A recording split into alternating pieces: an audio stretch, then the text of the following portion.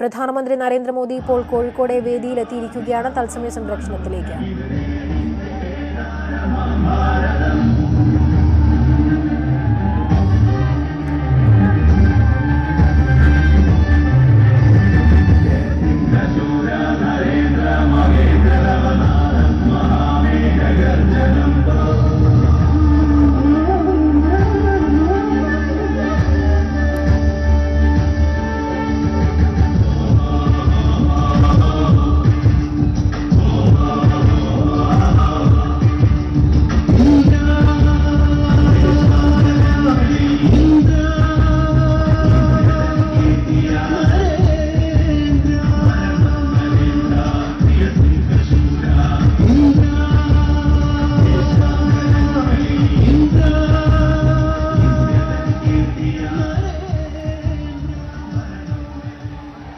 അറബിക്കടലിന്റെ ഓരത്ത് രൂപം കൊണ്ട ഈ മനുഷ്യ മഹാസമുദ്രത്തെ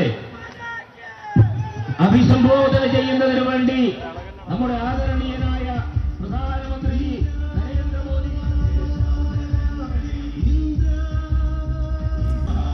സംസ്ഥാനത്തെ തിരഞ്ഞെടുപ്പ് പ്രചാരണത്തിനായി കോഴിക്കോടെത്തിയ പ്രധാനമന്ത്രി നരേന്ദ്രമോദി വിജയ് സങ്കല്പ് റാലിയെ അല്പസമയത്തിനകം അഭിസംബോധന ചെയ്യും എന്നാണ് പ്രതീക്ഷിക്കുന്നത്. അദ്ദേഹത്തെ സ്വീകരിക്കുന്നതിനു വേണ്ടി മുതിർന്ന BJP നേതാക്കൾ എല്ലാവരും തന്നെ വേദിയിലുണ്ടായിരുന്നു. BDJS അധ്യക്ഷൻ തുഷാർ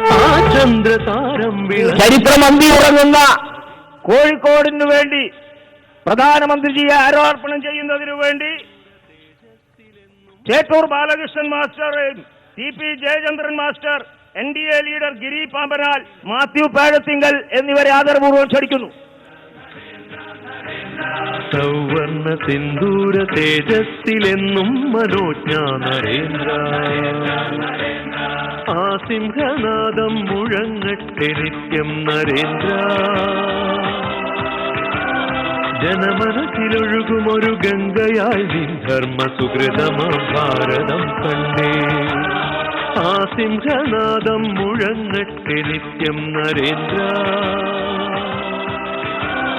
ജനമനത്തിലൊഴുകുമൊരു ഗംഗയായി നിൻ ധർമ്മ സുഹൃതമാ ഭാരതം കണ്ടേ.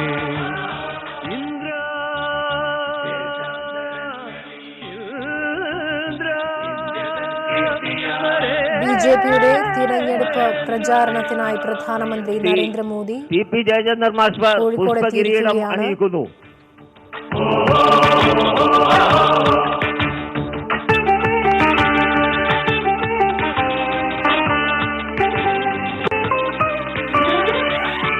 ആമുഖമായി നമ്മെ അഭിമുഖീകരിച്ച് സംസാരിക്കാൻ സംസ്ഥാന അധ്യക്ഷൻ അഡ്വക്കേറ്റ് PS ശ്രീധരൻപിള്ള സാറിനോട് അഭ്യർത്ഥിക്കുന്നു.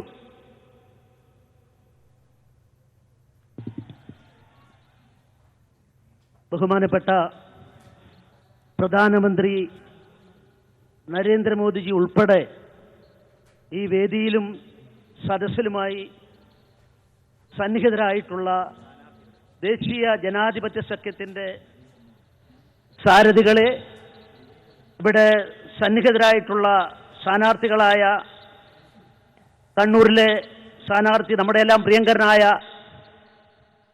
ശ്രീ CK പത്മനാഭൻ അവർകളെ, അതുപോലെ VK സജീവൻ വടകരയിലെ സ്ഥാനാർത്ഥി, ഉണ്ണികൃഷ്ണൻ മാസ്റ്റർ മലപ്പുറം കാൻഡിഡേറ്റ്, രവീഷ് തന്ത്രി Kasaragod candidate, professor VT Rama Ponnani സ്ഥാനാർത്ഥി, ശ്രീ KP പ്രകാശ് ബാബു ജയിലിൽ നിന്ന് പുറത്തു വന്ന് ശബരിമലയുടെ അതിൻ്റെ പേരിൽ ജയിലിലടച്ച കൽത്തുറുങ്കിലടച്ച